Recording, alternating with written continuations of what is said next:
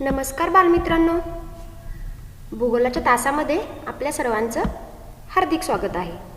कालच्या तासामध्ये आपण अक्षवृत्त व विषुववृत्त यांबद्दल माहिती पाहिली होती. विषुववृत्त म्हणजे काय आणि त्या संदर्भातील सर्व माहिती आपण कालच्या तासाला जाणून घेतली.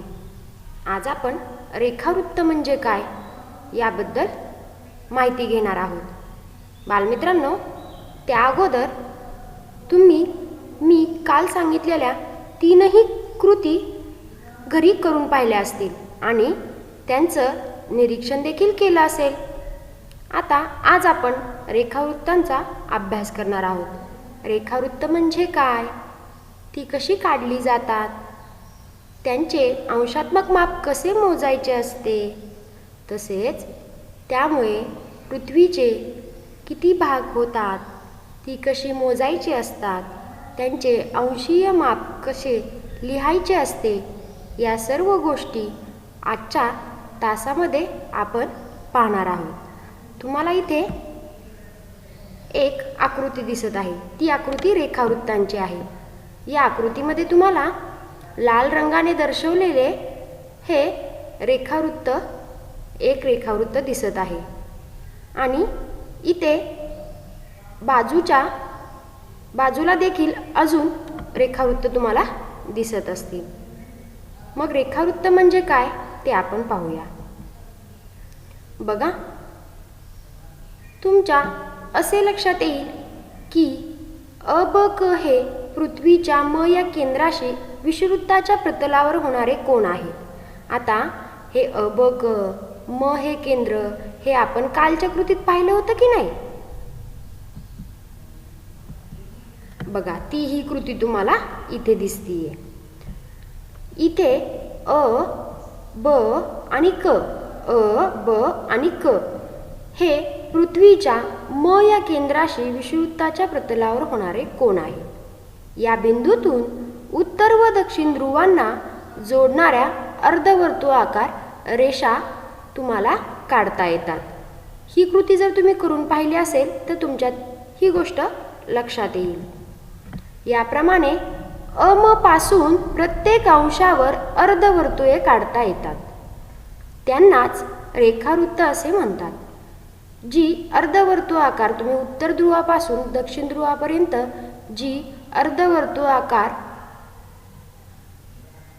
काढता त्या अर्धवर्तुळाकारांना रेखावृत्त असं म्हणतात.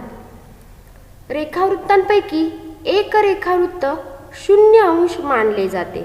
म्हणजे अशी 360 रेखावृत्त आहेत. त्यापैकी एक रेखावृत्त 0 अंशाचे मानले जाते. मग ते कोणते मानले जाते तर त्याचा अभ्यास तुम्हाला पुढे करायचाच आहे. ते ग्रीनविच इथून जाणारे मूळ रेखावृत्त म्हणजे 0 अंशाचे रेखावृत्त मानले गेलेले आहे. बघा, इथे तुम्हाला आकृती दिसत आहे की या आकृतीमध्ये एक लाल रंगाने दर्शवलेले 0 अंशाचे रेखावृत्त तुम्हाला इथे पाहायला मिळते. जी लाल रंगाने दर्शवलेले आहे ते 0 अंशाचे रेखावृत्त आहे आणि बाकीची जी रेखावृत्त आहेत ते तुम्हाला काळ्या रंगाने इथे दाखवलेली दिसतात. मग हे जे 0 अंशाचे रेखावृत्त आहे त्यालाच मूळ रेखावृत्त असं म्हणतात. यालाच काय म्हणतात, मूळ रेखावृत्त असं म्हणतात. 0 अंश रेखावृत्ताला मूळ रेखावृत्त असं म्हटलं जातं. 0 अंश रेखावृत्तापासून इतर रेखावृत्तांची कोनीय अंतरे अंशामध्ये सांगितली जातात. म्हणजे हे जे तुम्हाला 0 अंश रेखावृत्त इथं दिसत आहे त्या रेखावृत्तापासून इतर रेखावृत्तांची अंतरे ही अंशामध्ये सांगितली जातात. जशी आपण अक्षवृत्तांची पाहिली की नाही. 0 अंश अक्षवृत्त हे विषुववृत्त असतं आणि त्याच्या उत्तर गोलार्धातील 5 अंश उत्तर, 6 अंश उत्तर, 10 अंश उत्तर, तसंच दक्षिणेमध्ये देखील 10 अंश दक्षिण, 15 अंश दक्षिण अशी अक्षवृत्तांची आपण मापे पाहिली. तसंच रेखावृत्तांची देखील कोनीय अंतरे ही अंशामध्ये सांगितली जातात. त्यांनाच रेखांश असं म्हणतात. 0° रेखावृत्त व 180° रेखावृत्त हे पृथ्वीगोलावर एकमेकांसमोर येतात. म्हणजे 0° जे रेखावृत्त आहे व 180 ही रेखावृत्त पृथ्वीगोलावर एकमेकांसमोर येतात आणि त्यामुळे तेथे एक वर्तुळ तयार होते. त्यांच्यामुळे जे वर्तुळ तयार होते त्या वर्तुळामुळे काय होतं, पृथ्वीची पूर्व गोलार्ध व पश्चिम गोलार्ध अशी विभागणी करता येते. म्हणजे काय होतं बालमित्रांनो, जसं आपण विषुववृत्ताचं पाहिलं की विषुववृत्तामुळे उत्तर गोलार्ध व दक्षिण गोलार्ध असे भाग होतात, तसेच या 0° रेखावृत्तामुळे आणि 180° रेखावृत्तामुळे जे वर्तुळ तयार होते त्या वर्तुळामुळे पृथ्वीचे पुन्हा 2 भाग पडतात, पूर्व गोलार्ध आणि पश्चिम गोलार्ध. बघा इथे आकृतीमध्ये दिसत असेल तुम्हाला, हे जे 0° रेखावृत्त तुम्हाला दिसत आहे तिथून तुम्हाला एक पूर्व गोलार्ध आणि एक पश्चिम गोलार्ध इथे झालेले दिसत आहे. त्याला इंग्लिशमधून हेमिस्फियर असं म्हटलं जातं. रेखावृत्तांची मूल्य सांगताना पूर्व गोलार्धात असतील तर 10° पूर्व, 25° पूर्ण, 135° पूर्ण, 150° पूर्ण अशी सांगितली जातात. कारण ती रेखावृत्त पूर्व भागात असतात, पूर्व गोलार्धात असतात म्हणून. पण तीच रेखावृत्त जर पश्चिम गोलार्धात असतील तर 10° पश्चिम, 25° पश्चिम अशी सांगितली जातात. बघा इथे तुम्हाला आकृती दिसत आहे, यामध्ये हे जे टिपक्यांच्या रूपामध्ये तुम्हाला दाखवलेले आहे ते मूळ रेखावृत्त म्हणजे 0° रेखावृत्त आहे आणि तेथून तुम्हाला पूर्व भागात देखील 30, 60, 90 आणि पश्चिम भागात देखील 30, 60, 90° अशी मापे दिसत असतील. ही रेखावृत्तांची मापे आहेत, पण त्याला चिन्ह वेगवेगळं वापरलेलं आहे. कारण काही 30, 60, 90, 120 आणि 150 ही जी मापे आहेत ती काही मापे ही पूर्व भागात आहेत आणि तीच मापे पश्चिम गोलार्धात आहेत. म्हणून त्यावेळी हे सांगणं गरजेचं आहे की ते जर पूर्व गोलार्धात असेल तर 30° पूर्व आणि ते जर पश्चिम गोलार्धात असेल तर 30° पश्चिम असं सांगितलं जातं. अक्षवृत्त जसजशी ध्रुवांकडे लहान लहान होत जातात तशी रेखावृत्ते होत नाहीत. बालमित्रांनो, आपण पाहिले की अक्षवृत्त ही लांबीने कमी कमी कमी होत जातात.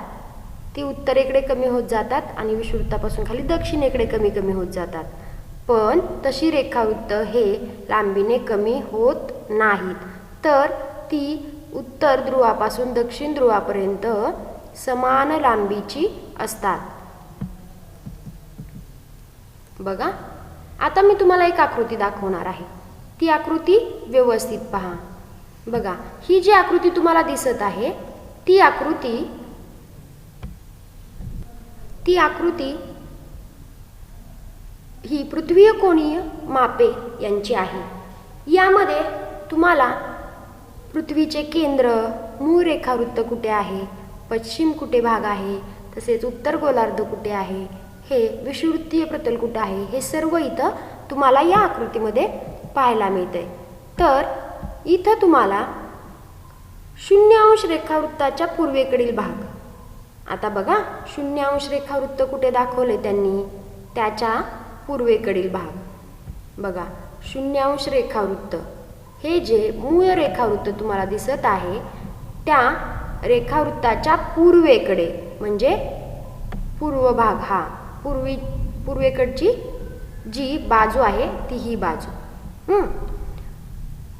पूर्वेकडे 30° कोनीय अंतर असलेल्या 30° कोनीय अंतर असलेल्या म्हणजे बालमित्रांनो, हे जर 0° मूळ रेखावृत्त असेल तर त्याच्यानंतरचं हे 10 अंश रेखावृत्त, हे 20 अंश रेखावृत्त आणि हे 30 अंश रेखावृत्त पूर्व भागातलं. कोणत्या भागातलं? पूर्व. हे 10, 20, 30 अंश हे पश्चिम भागात देखील असणार आहे, पश्चिम गोलार्धात असणार आहे, पण ते पश्चिम गोलार्धात असल्यामुळे तेथे पश्चिम असं म्हटलं जाणार आहे. पण ते जर पूर्वेकडे असेल तर 30 अंश कोणीय अंतर असलेल्या सर्व ठिकाणांना जोडणारी पण पूर्वेकडील अर्धवर्तुळाकार रेषा 30 अंश पूर्व रेखावृत्त होय. म्हणजे तुम्हाला इथं आकृतीमध्ये जे दिसत आहे, जे बाणानं दाखवलेलं आहे, ते 30 अंश पूर्व रेखावृत्त आहे. 30 अंश पूर्व रेखावृत्त आहे. आता या रेखावृत्तावर आफ्रिकेमधील कैरो, हरारे, दर्बन इत्यादी ठिकाणे येतात. तुम्हाला दिसत असेल ही कैरो, हरारे आणि दर्बन ही तीनही हे 30 अंश रेखावृत्तावर असलेली तुम्हाला इथे दिसत आहेत. ही ठिकाणे इथे येतात. म्हणजे रेखावृत्ताची लांबी ही उत्तर ध्रुवापासून, उत्तर ध्रुव येथे वरती आहे, उत्तर ध्रुवापासून ते खाली दक्षिण ध्रुवापर्यंत रेखावृत्तांची लांबी ही सगळी सारखीच असते. पण याचं अंशात्मक माप सांगताना ते पूर्व गोलार्धात आहे की पश्चिम गोलार्धात आहे हे सांगणं अत्यंत आवश्यक असतं. चला पुढे जाऊया. लगतच्या कोणत्याही 2 अक्षवृत्तांमधील अंतर सर्व ठिकाणी सारखेच असते, परंतु लगतच्या कोणत्याही 2 रेखावृत्तांमधील अंतर मात्र सर्व ठिकाणी सारखे नसते. एक आकृती पहा. इथे तुम्हाला एक आकृती दिसत आहे, त्यामध्ये नीट पहा. जी अक्षवृत्त आहेत त्या अक्षवृत्तांमध्ये सगळीकडे 2 अक्षवृत्तांमध्ये समान अंतर असलेलं तुम्हाला दिसून येतं, सारखंच अंतर असलेलं दिसून येतं. पण रेखावृत्तामध्ये तसं नाही. तुम्हाला हे जर मूळ रेखावृत्त मानलं 0 अंशाचं, तर या रेखावृत्तांमध्ये उत्तर ध्रुवाकडील व दक्षिण ध्रुवाकडील 2 रेखावृत्तांमधलं अंतर जे आहे ते कमी कमी होत गेलेलं दिसतंय. म्हणजे इथे मध्ये विषुवृत्तावर ते सगळ्यात जास्त दिसत आहे, नंतर ते कमी कमी होत जाताना तुम्हाला इथे दिसून येईल. म्हणजे 2 रेखावृत्तांच्या मधील अंतर हे सर्व ठिकाणी सारखेच नसून ते मात्र कमी कमी उत्तर ध्रुवाकडे व दक्षिण ध्रुवाकडे होत असतं. म्हणजे रेखावृत्त हे दक्षिण ध्रुवाकडे आणि दक्षिण आणि उत्तर ध्रुवाकडे हे चिकटल्यासारखे एकाच ठिकाणी तुम्हाला दिसून येतील. विषुववृत्तापासून उत्तर व दक्षिण गोलार्धात या रेखावृत्तांमधील अंतर कमी कमी होत जाते. विषुववृत्तापासून उत्तर व दक्षिण गोलार्धात या रेखावृत्तांमधील अंतर कमी कमी होत जाते, तर ते दोन्ही ध्रुवांवर 0 इतके असते. म्हणजे ही रेखावृत्त उत्तर ध्रुवांवर व दक्षिण ध्रुवांवर काय होतात, जाऊन त्या दोघांमधलं अंतर 0 होतं. म्हणजे एकमेकांना काय होतात, ती चिकटतात. म्हणजे त्यांच्यातलं अंतर एवढं कमी कमी होत जातं. त्या 2 मधील अंतर काय होतं, 0 अंश असं त्यांचं माप होतं उत्तर ध्रुवावर आणि दक्षिण ध्रुवावर. हा रेखावृत्तांमधला आणि अक्षवृत्तांमधला फरक होता. लगतच्या कोणत्याही 2 अक्षवृत्तांमधील पृथ्वी पृष्ठावरील अंतर 111 किमी असते. बालमित्रांनो बघा त्यांनी काय सांगितलंय. 2 अक्षवृत्त म्हणजे जर तुम्ही हे एक अक्षवृत्त पकडलं आणि त्याच्या खालील अक्षवृत्त पकडलं, अशी 2 अक्षवृत्त जर तुम्ही पकडली तर त्याच्या दोन्हीमधलं अंतर हे 111 किलोमीटर असतं. दोन्हीमधलं अंतर सगळीकडे ते 111 111 111 असंच असतं. पण विषुववृत्तालगतच्या कोणत्याही 2 रेखावृत्तामधील अंतर हे देखील 111 किमी असतं. म्हणजे जर मध्यभागातलं हे विषुववृत्त असेल, हे मध्यभागातलं जर विषुववृत्त असेल 0 अंशावरचं अक्षवृत्त, तर दोन रेखावृत्तामधलं अंतर हे 111च असतं. कुठं? विषुववृत्तावर असतं 111च असतं. पण जसजसं तुम्ही दक्षिण ध्रुवाकडे आणि उत्तर ध्रुवाकडे जाता तसतसं यांच्यामधील अंतर हे किलोमीटरने कमी कमी होत जातं आणि ते उत्तर ध्रुवावर व दक्षिण ध्रुवावर 0 असतं. म्हणजे हे या दरम्यान असणारी जी ठिकाणं आहेत त्यांची अचूक स्थाने सांगण्यासाठी अंशांची विभागणी आपल्याला लहान लहान एककात करावी लागते. म्हणजे काय होतं, जर रेखावृत्तांमधलं आपल्याला रेखावृत्तावरील जर आपल्याला एखादं स्थान सांगायचं असेल तर काय होतं, आपल्याला फक्त अंशामध्ये सांगून नाही तर ते जर कमी कमी होत गेलं तर आपल्याला रेखावृत्त आणि अक्षवृत्त किंवा रेखांश आणि अक्षांश याच्यानुसार जर आपल्याला एखाद्या ठिकाणची स्थान निश्चिती काढायची असेल तर आपल्याला त्या अंशात्मक मापांची जी विभागणी असते ती छोट्या छोट्या एककात करायची. म्हणजे जसं आपण करतो ना दिवसाचे तास, तासाचे मिनिट, मिनिटाचे सेकंद, तसंच या अंशात्मक मापाची देखील विभागणी छोट्या छोट्या एककांमध्ये करावी लागते.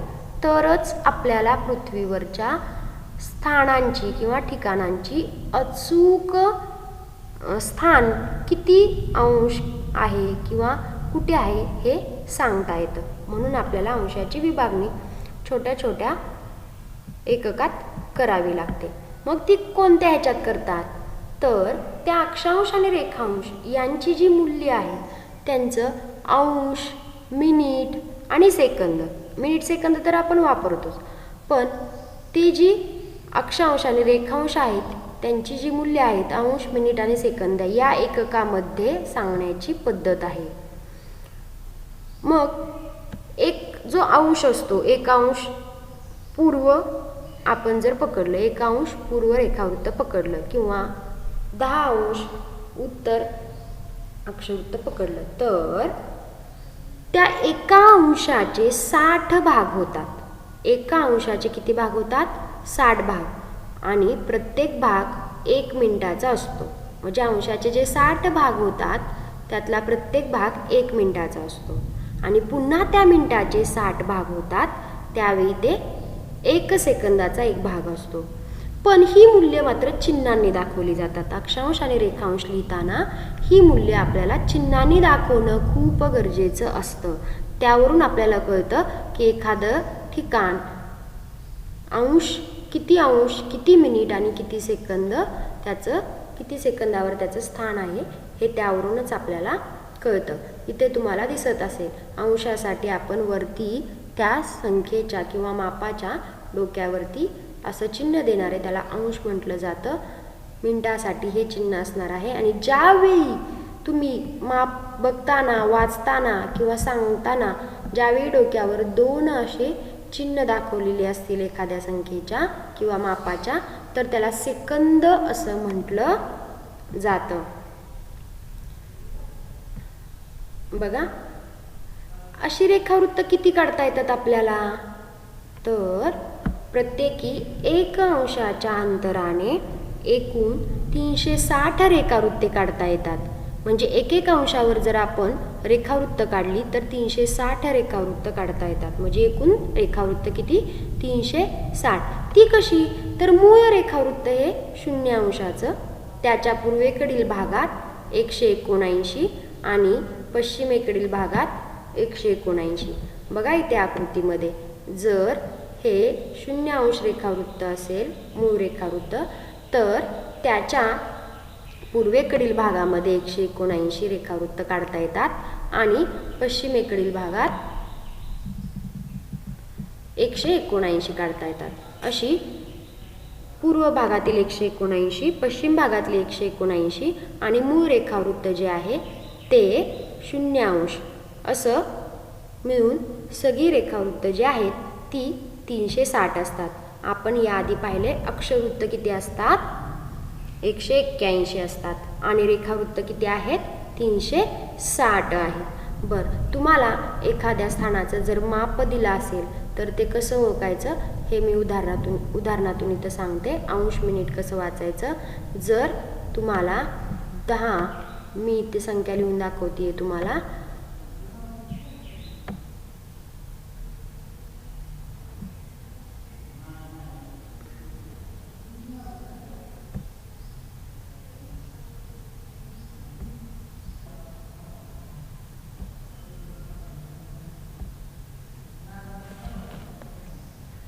जर मी इथे एक संख्या लिहून दाखवली तुम्हाला,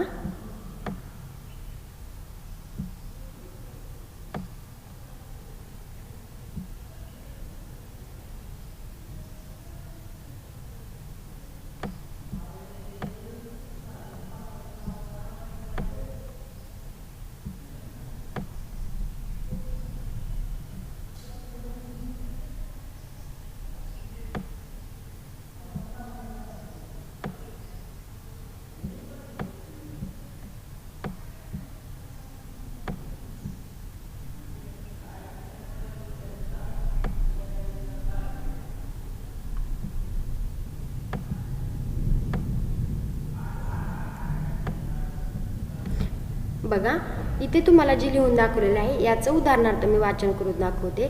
10 अंश 55 मिनिट 07 सेकंद पूर्व रेखावृत्त.